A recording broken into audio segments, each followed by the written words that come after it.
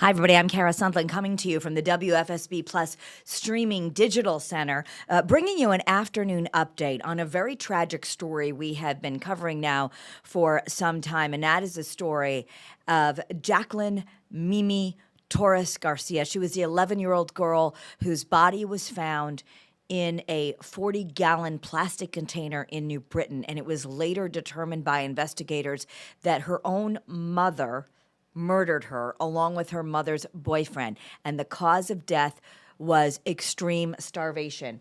I now have what we see here as the autopsy report. This just came in from the medical examiner, and it's really difficult, extremely difficult to read for anyone, especially those of us who have children.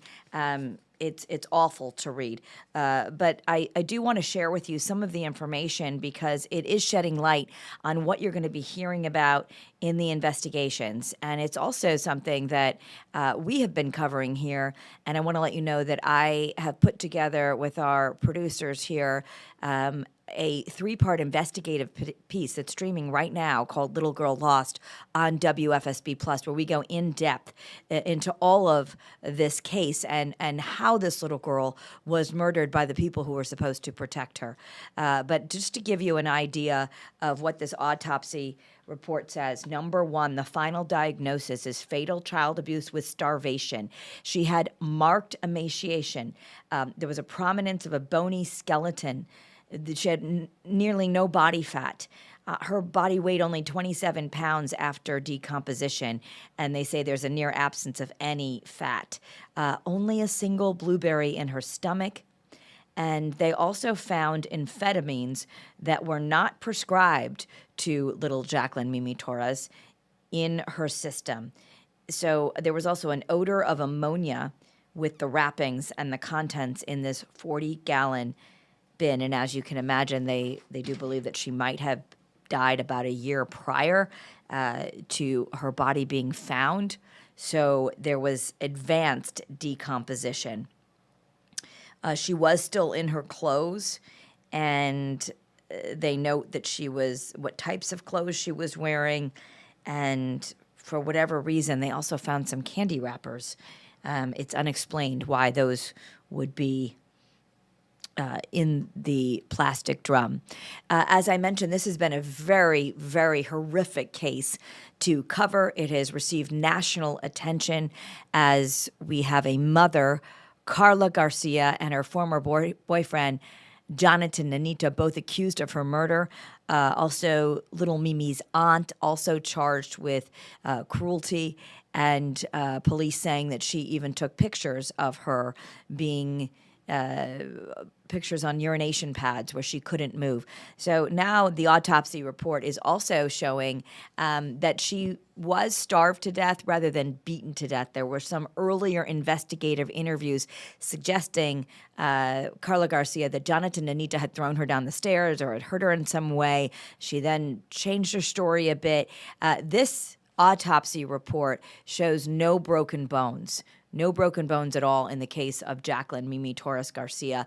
This is the autopsy report I'm holding if you're just joining us. So I just want to also let you know again about this 3-part series where we have delved into not only the investigation, but everything that our investigative team led by Sam Smink has uncovered with all of the police reports, and also the idea of whether or not homeschooling played a role. That was part 3 of our investigative pieces. If you remember, Jacqueline Mimi Torres-Garcia, her mother had informed the New Britain School District that she would no longer attend and she would be homeschooled.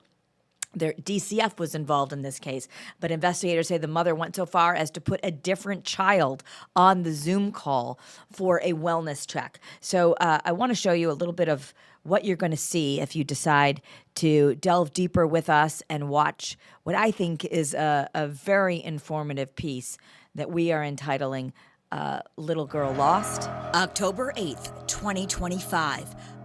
A gruesome discovery in the backyard of a boarded-up house on Clark Street in New Britain.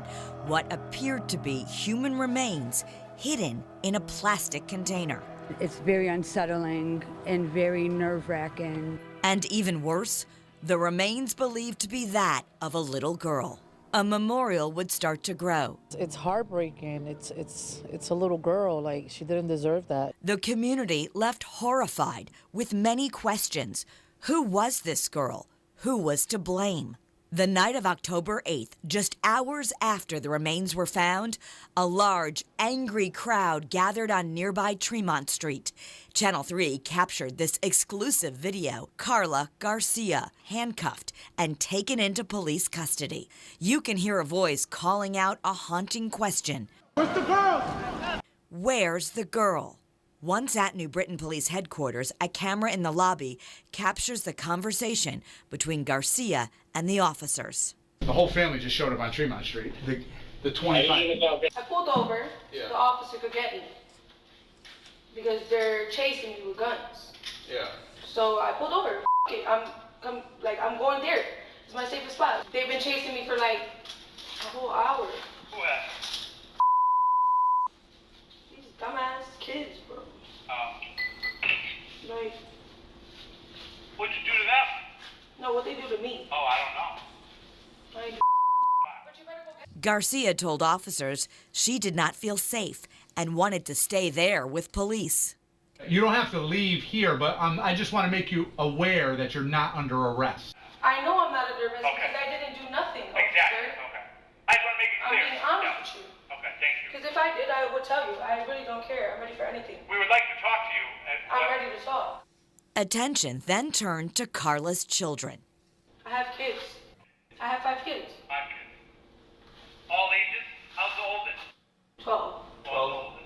Because Nina is 11, I think. Who's 12? Jackie. Jackie is her daughter, Jacqueline Torres-Garcia, also known as Mimi, who would have turned 12 months earlier in January. But evidence would show she died before that, while living in Farmington, and it was Jacqueline's remains in that container at her old house.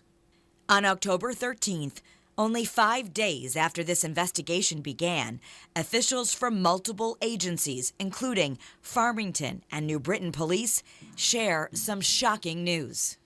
Evidence indicates that Jacqueline was the victim of prolonged physical abuse and malnourishment prior to her death. It is also believed that following her death, Jacqueline's body was kept in the family's basement and subsequently moved when the family relocated from Farmington in March of 2025. 3 people were quickly charged. Police body cam video catching the arrest of Mimi's own mother, Carla, and Carla's sister, Jacqueline Garcia. Turn around. Why? Put your hands behind your back. You're under arrest. For what? And Carla's now ex-boyfriend, Jonathan Nanita.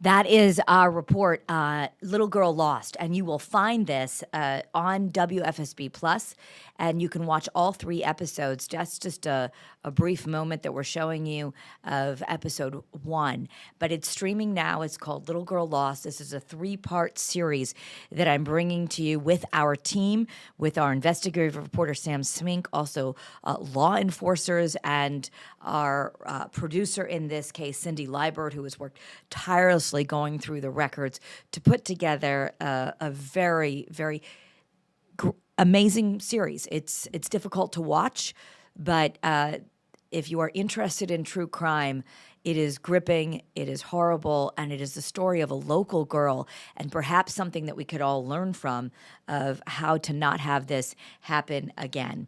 I am, as I mentioned, I'm Kara Sundlin, bringing you the very latest on what we just got today, which is the autopsy report from the medical examiner in the case of Jacqueline Mimi Torres-Garcia. She was a little girl, 11 years old, whose body was found badly decomposed in a plastic drum in New Britain. We're now learning exactly what the medical examiner found, which is that she only had a single blueberry in her stomach. Her body, after decomposition, only weighed 27 pounds. She had no broken bones, and the cause of death was extreme starvation. We are covering this story for you today. We'll have the very latest for you coming up on Eyewitness News beginning at 4. And again, I do want to encourage you to go and watch Little Girl Lost. You'll be finding that right on WFSB Plus. It's like Netflix for Channel 3. We have exclusive content from all of our newscasts as well as specials like this. There are 3 parts to it, and you can watch it absolutely for free on WFSB Plus on whichever device you want right now. Just in a little bit from now, we'll be bringing you more exclusive content as Great Day Connecticut begins at 3 o'clock. I'm going to go get ready for the news, and we will send you back to regular programming here on WFSB Plus and join you with Great Day Connecticut at 3 o'clock. See you soon.